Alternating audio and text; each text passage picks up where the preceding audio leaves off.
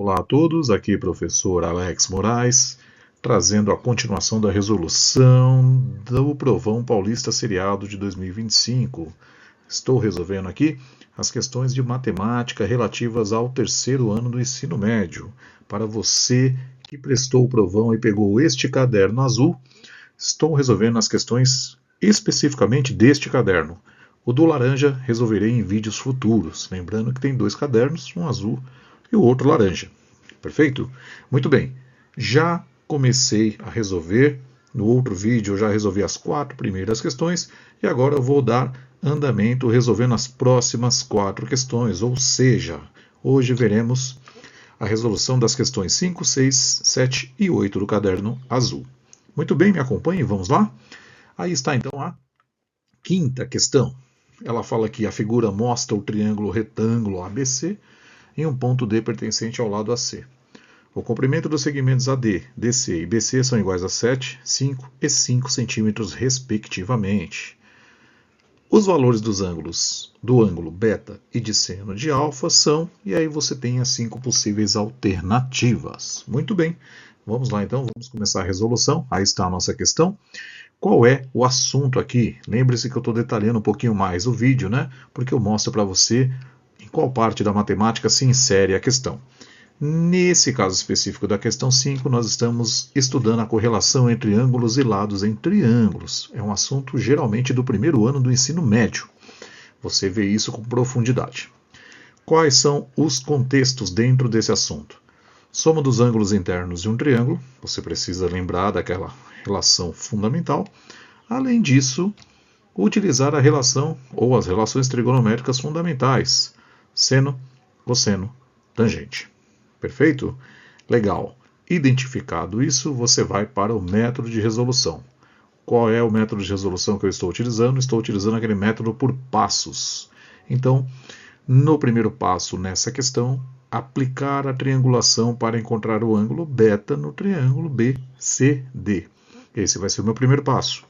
Feito isso, vou ao passo seguinte, que é o cálculo do seno de alfa no triângulo ABC. E aí, você responde a questão. Muito bem, aí está então o nosso passo a passo, agora vamos literalmente aplicá-los. Então, começando pela triangulação, né? Você tem aqui a questão do lado novamente, para você se basear nos enunciados que ele deu ali, nos detalhes do enunciado, e eu vou precisar disso para conseguir encontrar o valor do ângulo beta. Muito bem, aqui está a figura de uma forma mais detalhada, e eu vou começar a fazer a utilização dos dados do enunciado. Como eu faço isso? Pegue ali a leitura, destaque sempre que possível, eu recomendo que você faça isso, né? Se você tiver a possibilidade na prova de usar um marca-texto, você usa, caso não, você use a caneta mesmo, que funciona. O que eu vou destacar aqui? Eu vou destacar os valores que ele me deu. Os lados AD, DC e BC, que são respectivamente 7, 5 e 5 centímetros. Pronto, tá aí, né? Destacando aí. Então, o que eu vou fazer? Eu vou anotar, né? Eu vou vir aqui na minha figura e vou anotar esses valores. Vou pegar aqui, utilizar a cor vermelha para destacar cada um deles. AD é este lado aqui. Esse carinha aqui que vai ficar um pouquinho torto, mas é só para a gente entender. Ele mede 7 centímetros. Muito bem. Agora, para não confundir, vou mudar a cor aqui para, sei lá, azul. Dentro aqui do triângulo BCD, ele fala no enunciado que este lado DC mede 5 centímetros. E, coincidentemente, a boa notícia é que o lado BC também mede 5 centímetros. Maravilha, aí está, né? Está aqui um pouco mais aí o lado BC. Pronto, o primeiro passo que eu tinha que fazer é aplicar a triangulação. Para isso eu anoto os dados que ele me deu, os valores que ele me deu. E quando eu faço isso, tudo fica muito mais fácil. Por quê? Porque a partir desse momento você vai se concentrar no triângulo BCD, esse triângulo aqui da direita. E você vai reparar que aqui você já tem um ângulo de 90 graus. Está aqui embaixo, estou destacando em verdinho aqui. Ele já me deu um ângulo de 90 graus. Então, eu sei que Só falta encontrar aqui esse outro cara para descobrir o valor de beta. Mas qual é a boa notícia? A boa notícia é que este outro carinha também tem que ser beta. Por que eu sei disso? Porque você tem dois lados iguais no mesmo triângulo, e quando isso acontece, significa que automaticamente os dois ângulos opostos a esses dois lados iguais têm que ser iguais. Em outras palavras, se aqui eu já tenho 90 graus, dentro de um triângulo plano, a soma sempre dá 180 graus. Se eu já tirar os 90 que eu já tenho do ângulo reto, sobra 90 graus para cada beta, ou para cá, para os dois betas. E se os dois betas valem 90 graus, obviamente que o valor de beta só pode ser 45 graus, né? Então agora você vem aqui, volta aqui, ó. Você, ao saber disso, ao fazer esse primeiro passo, você já fica naturalmente entre as alternativas A, tá aqui, 45, ou E, que também tem beta 45. Legal? Muito bem. Como é que você faz agora para definir entre A ou E? Obviamente, você vai para o segundo passo, calcular o seno de alfa no triângulo ABC. Mas aí ficou muito fácil também.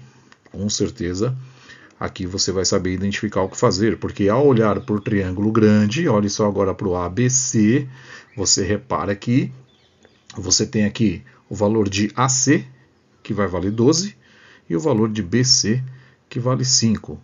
Como ele quer o seno de alfa, você lembra que o seno de alfa, o que é o seno de alfa? Por definição, seno de alfa é o cateto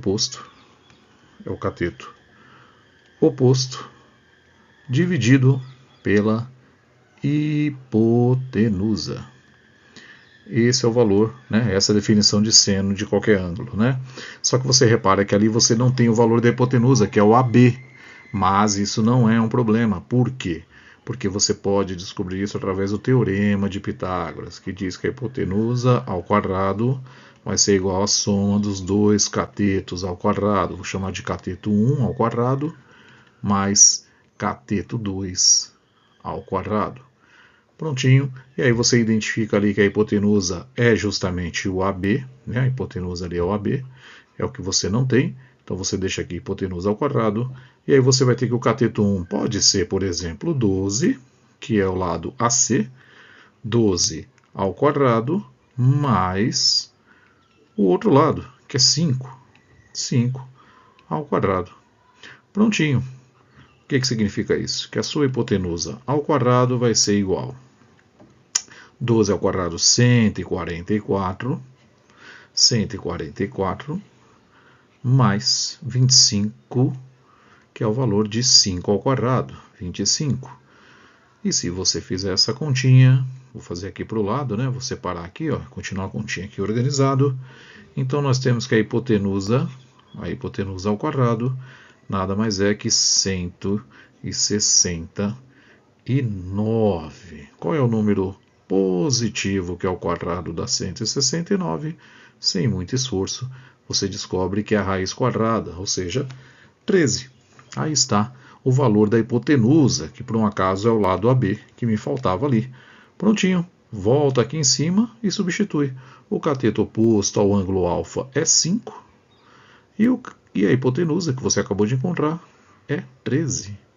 E este é o valor do seno de alfa nesse triângulo, o que nos dá, ou o que nos leva, naturalmente, à alternativa correta, que nesse caso é o item E. Aqui está, né? Seno de alfa igual a 5/13 avos. Muito bem, feito isso, vá lá na sua, né? Você iria lá na sua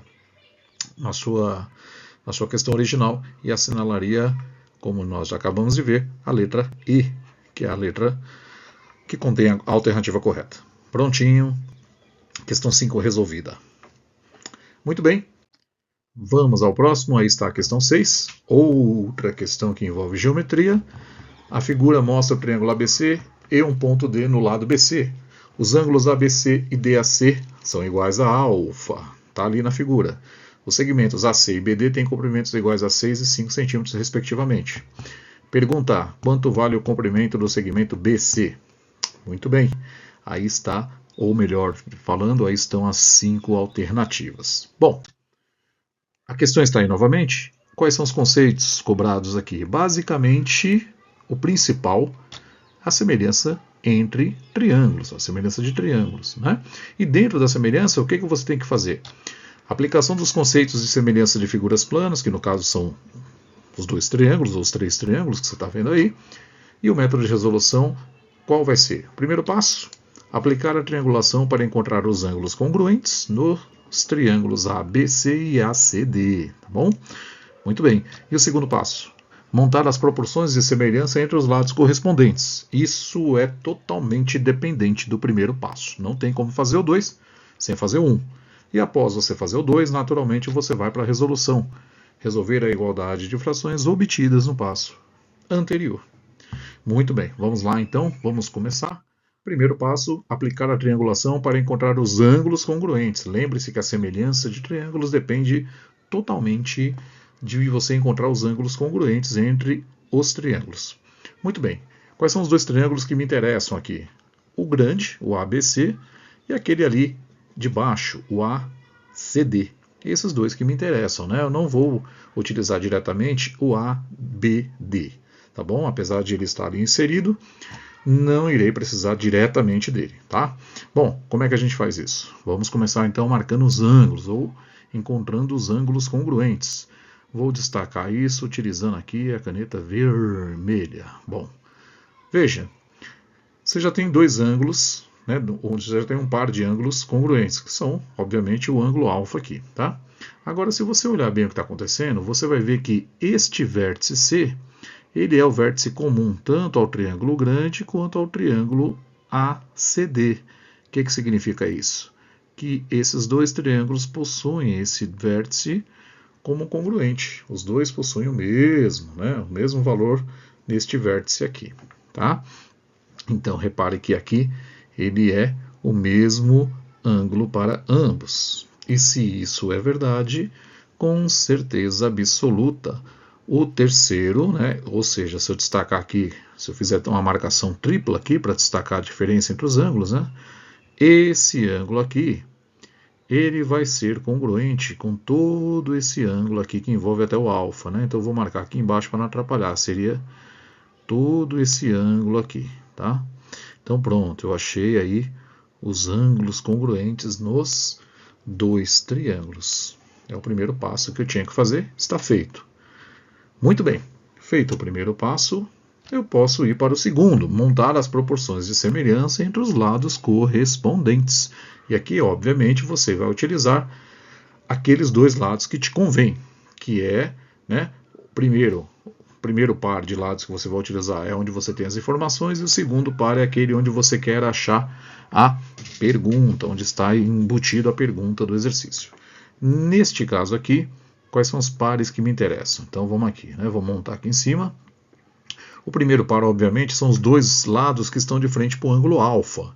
Então eu vou começar montando, né? Observe o ângulo alfa lá em cima, ele está de frente para quem no triângulo grande? Ele está de frente para o lado AC. AC. E agora eu vou no triângulo menor e vejo qual é o lado que está de frente para o ângulo alfa nele, aqui embaixo. Repare que é o lado CD. Então eu venho aqui e monto a primeira relação de semelhança, né?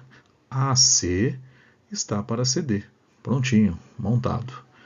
Agora eu vou na segunda relação que me convém. Qual é a segunda relação que me convém? É aquela que tem os 2 lados semelhantes, proporcionais, e onde está a pergunta. Então, nesse caso, eu vou utilizar este ângulo triplo aqui, ó. Vou utilizar este ângulo do vértice A inteiro, esse ângulo triplo aqui, né? Esse carinha aqui, que eu vou utilizar, destacando aqui com a setinha, né? Eu vou usar esse cara aqui.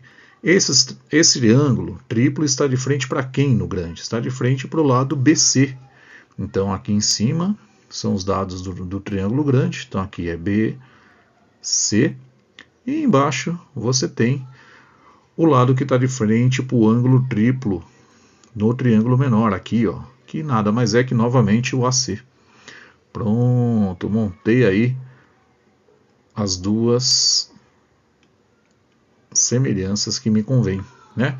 Se você substituir isso em termos de dados do exercício, você vai ver que o AC nada mais é que 6, O CD, repare, né? O CD, ele é x, que é a pergunta, inclusive, do exercício, né?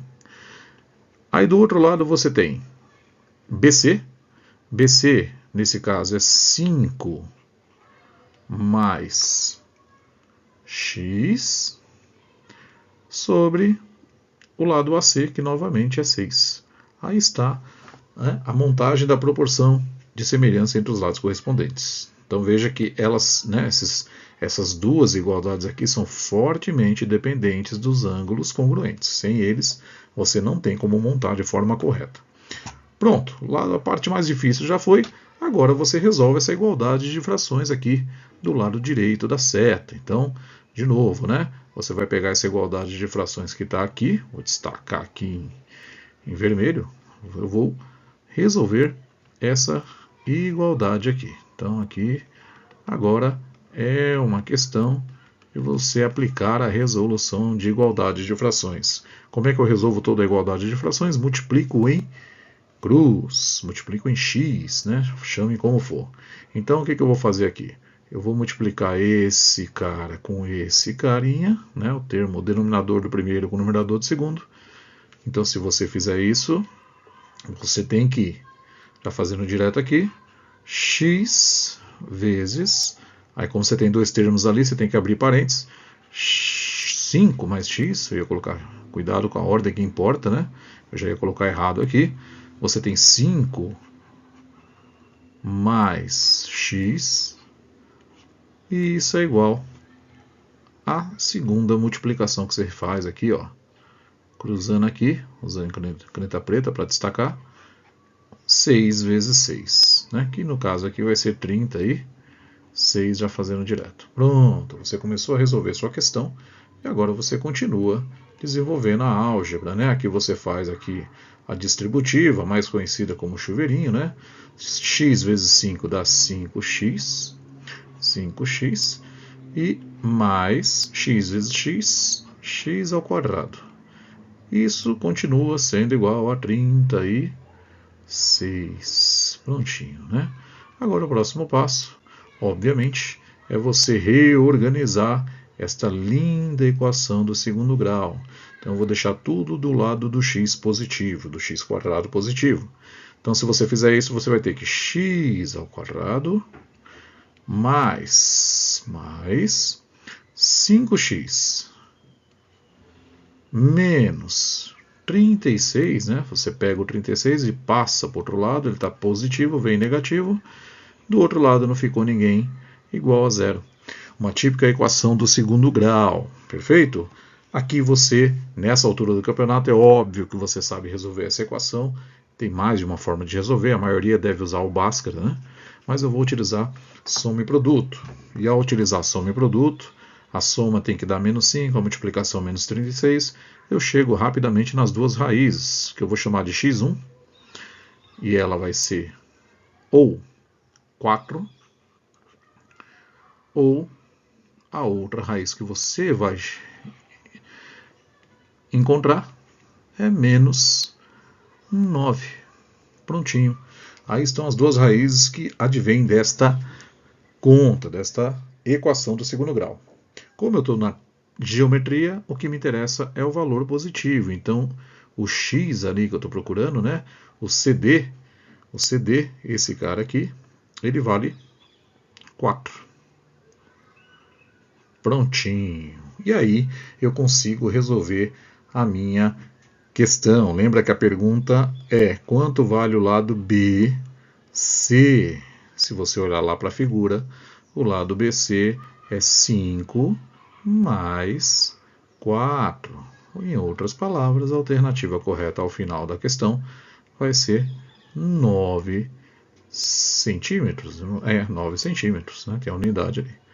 Prontinho. Essa é a alternativa. Então você volta lá no seu enunciado e procura onde tem a sua alternativa constando 9 centímetros, que é a resposta do BC. Cuidado, não é CD, hein? BC. Aqui é o item C. Tá legal? Prontinho, resolvido. Bela questão de semelhança de triângulos. Muito bem. Questão 7. A tabela indica os gastos de uma família em categorias de despesas. E aí você tem uma tabela com as categorias, né? Alimentação, aluguel, contas, transporte e saúde e os respectivos valores.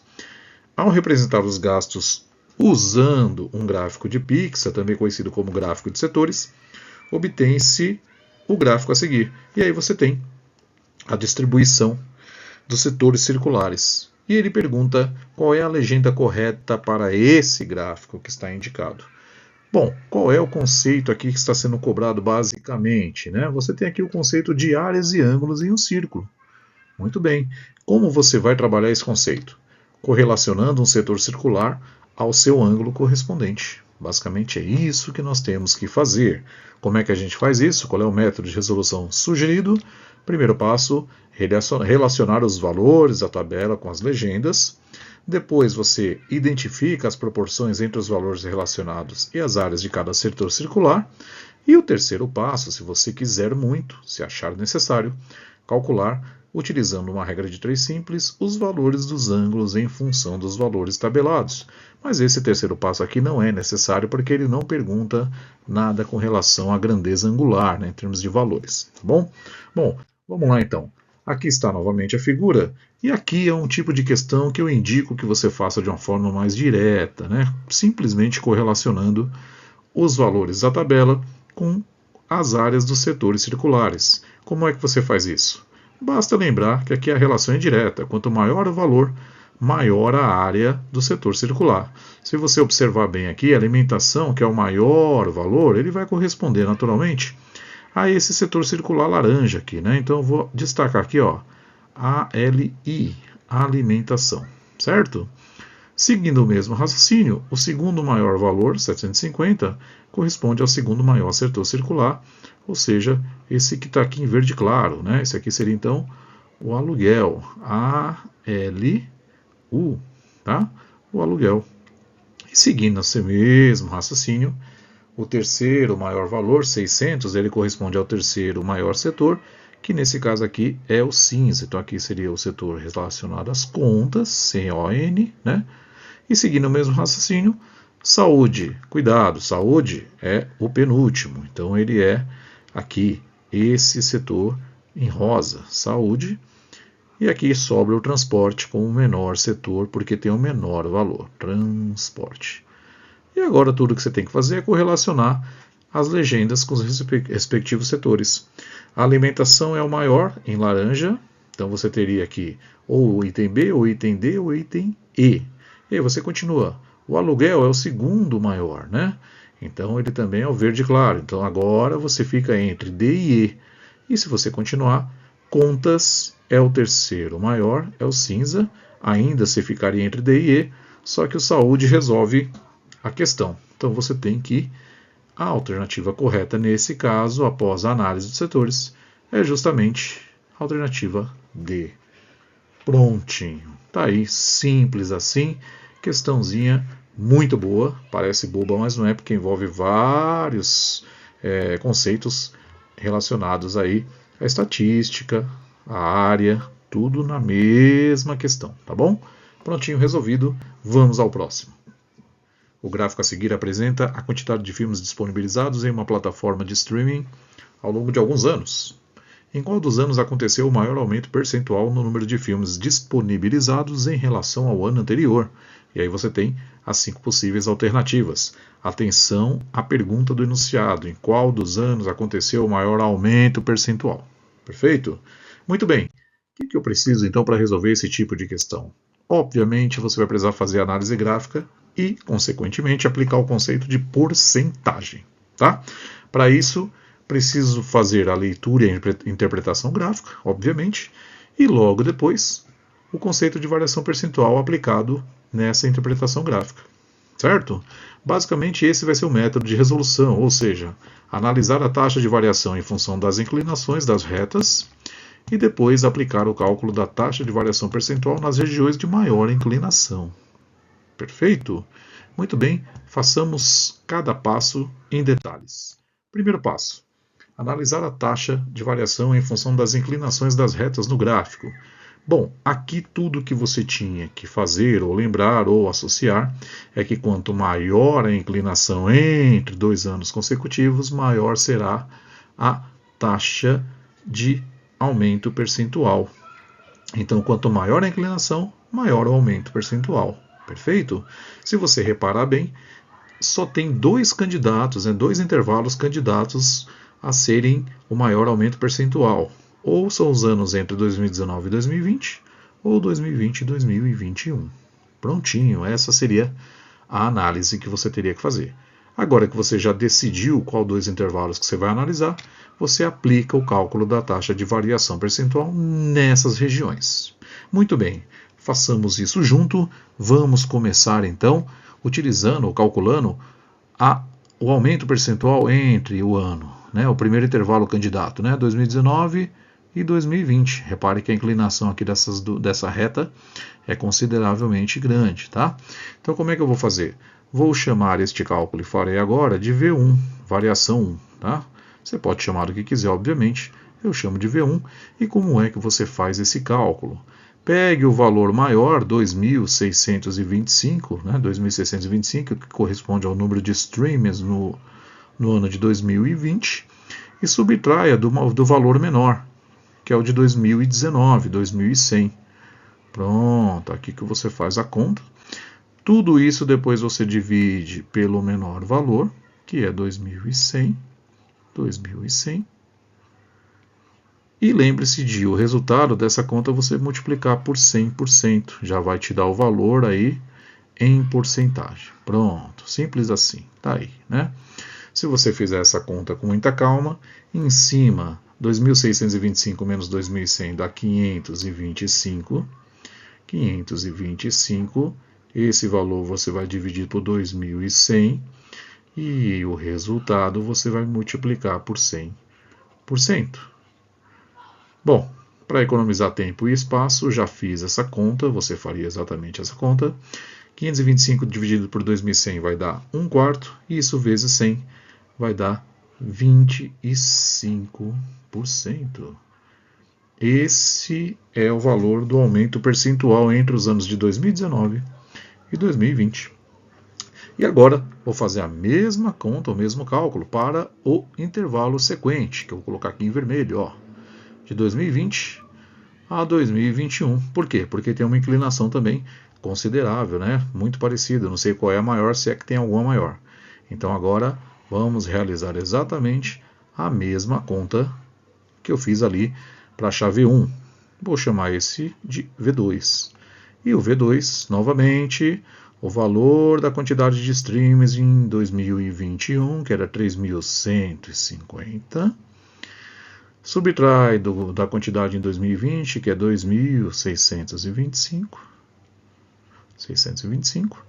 E o resultado você vai dividir pelo menor valor, 2.625.